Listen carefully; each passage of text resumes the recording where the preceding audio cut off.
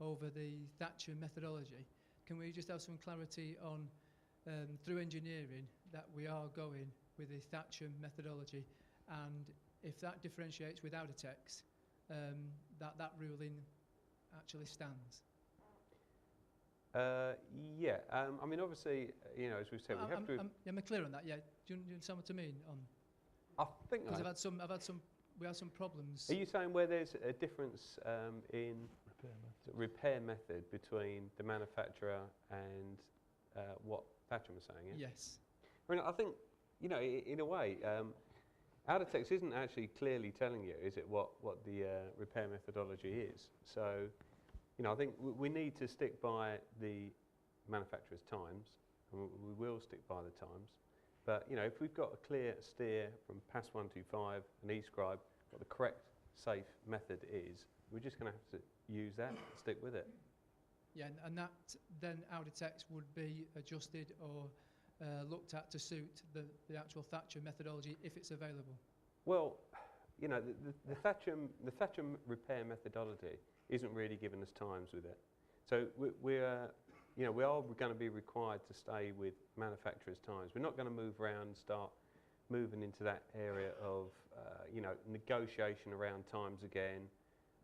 We want to stick with the one-time approach, which is the manufacturer's approach, but we just want to make sure we use the correct repair methodology. Thank you. Okay, thanks. Can squeeze one more in. Right over the back there, Natalie. I'll tip toes this time. Hi, I'm interested in your strategy for taking on the credit hire companies and reducing, obviously, you know, the impact of that. I was surprised at the slide and the button thing up there. If I only talk about my own business, that majority of people were putting down that it was for the referral fees.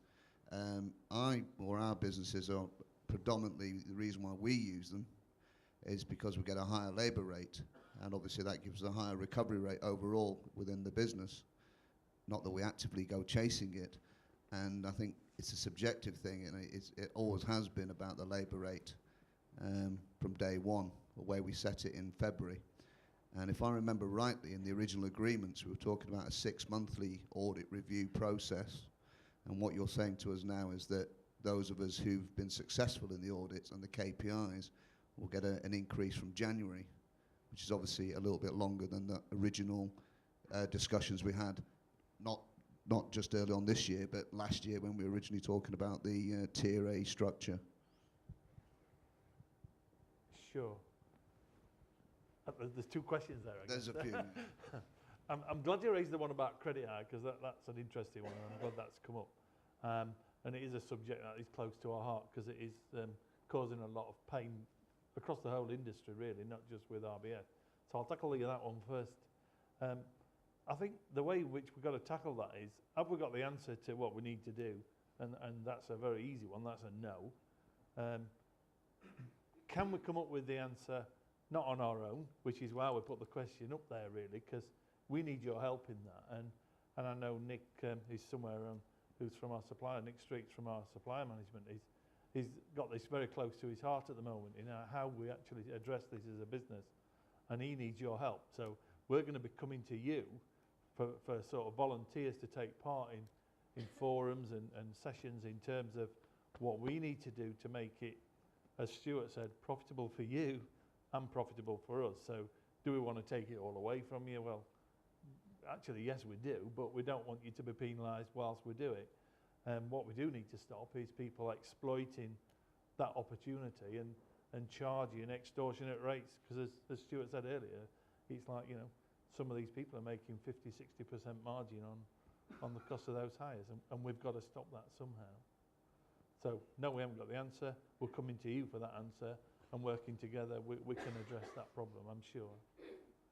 In answer to your second one, it's a very interesting one, and it was committed to, you're quite right, and maybe that's something we need to look at as a business, because we were sort of under the impression that, you know, starting it from January made sense because it's a new year and a new start. I guess that, you know, we have sort of committed to it, and we weren't ready with the AD bit, so again we put our hands up there a little bit maybe. So maybe, you know, when we come round and have those discussions, we need to sort those out.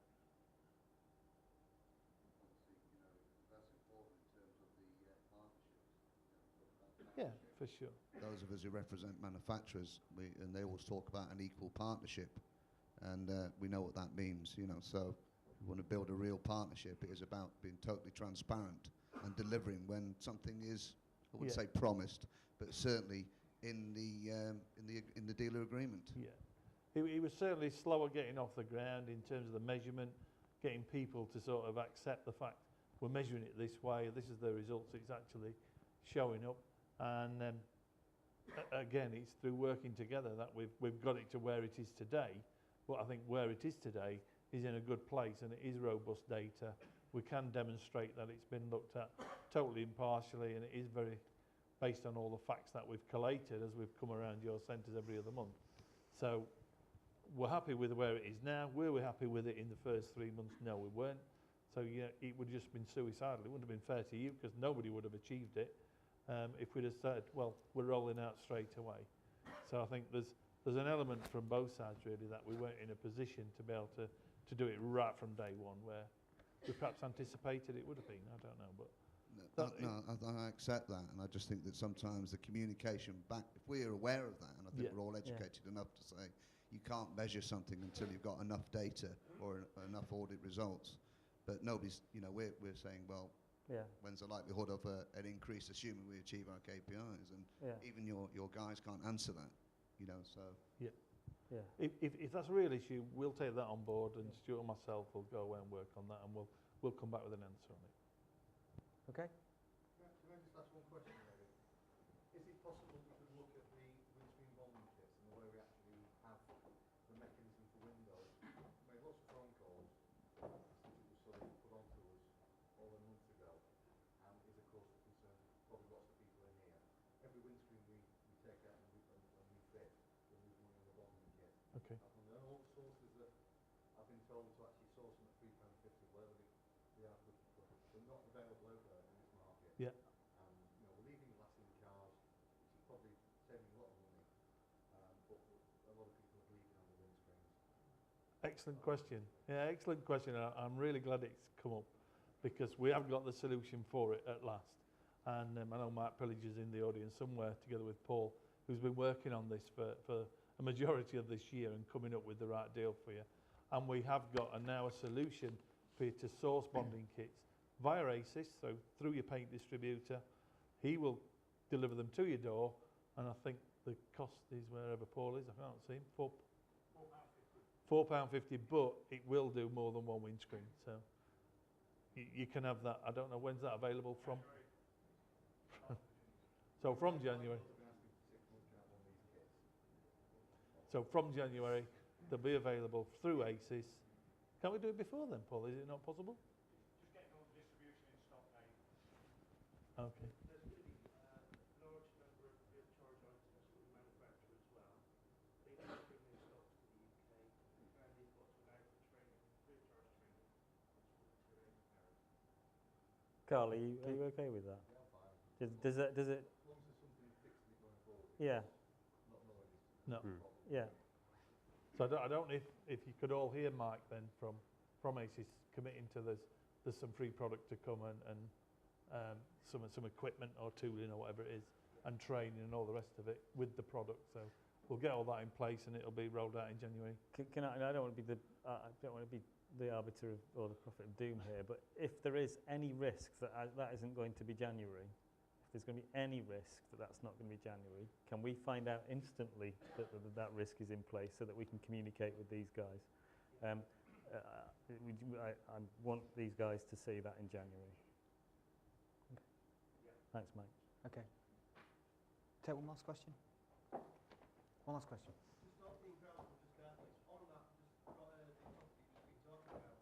One of the biggest concerns for us as the JCC and for the PAS 125 and all the rest of it is obviously repairing the cars to a particular standard and safety and all the rest of it. And you know, God forbid if the car's involved in an accident, frontal smash, windscreen comes out, doesn't come out, etc. How is that bonding kit going to live up to the standards, the manufacturer standards, that we are supposed to repair that car up to? Well, From what I understand, the bonding kit we've actually chosen and we've negotiated on your behalf is actually of the right standard and the right British standard to be able to comply with all those stipulations. Have we got something in writing that that bonding kit is that standard for the 150 repairs that you've got round, that we've got to put as heads on the Yeah. block when somebody else there? Natalie, can you take the mic up? Could you just hang on 1 second? Let's get the mic so everyone can hear.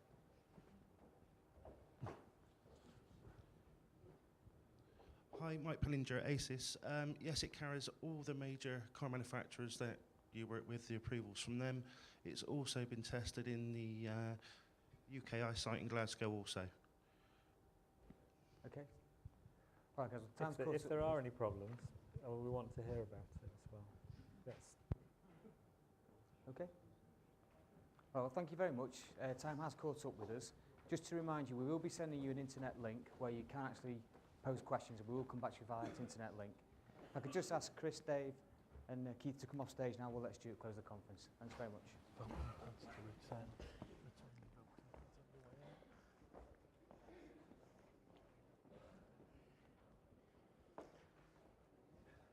You know what, they just whispered in my ears, can you get them to make sure that they return the voting pads? I'm really not sure what they think the theft risk is or what they think you do with them, but can you return the voting pads, please? Just from my perspective, I think it's been an excellent day, but it's been an excellent day for me because I've learnt a huge amount. I really genuinely hope that you guys have too. We've talked a lot about partnership, and I am determined that that doesn't become a cliche for us.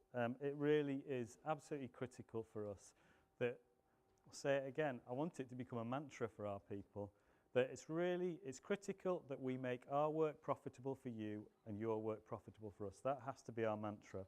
I've learnt some really interesting stuff today. I think what's been reinforced for me is true partnerships that work are about honesty and trust and integrity. And we have to put ourselves in a position where we want to hear and listen and respond to what your challenges and concerns are. We won't be easy people to deal with. You're not easy people to deal with. Does that make you not the people who we want to deal with? Absolutely not. I don't want people working with us who just say yes to everything we say and then go away and do something different or aren't happy or aren't committed or don't see a long-term sustainable relationship as being what's going to happen between our two organisations. So from my perspective, I think, we're determined to step up to the plate on the partnership thing. I've talked to so many people who also are, but I'm also conscious of the fact that we've got a long way to go down that route. We started off in February. We've clearly still got challenges. We aren't going to ignore the challenges. But I've also taken a huge amount of heart from what amazing progress has taken place. I mean, some of the things we're doing, some of the things we've done are genuinely market changing. And if your business is still profitable and we're still doing well, then and we can use this as a platform and we can leverage more benefit and more change and more innovation out of this relationship, then the opportunity in front of us is really immense. And we really are determined to make that work. And I say again, it's about partnership, about making our work profitable for you and your work profitable for us. I really hope you have a safe journey home. I hope you have a great Christmas and a really prosperous new year. Thanks very much for your time, guys.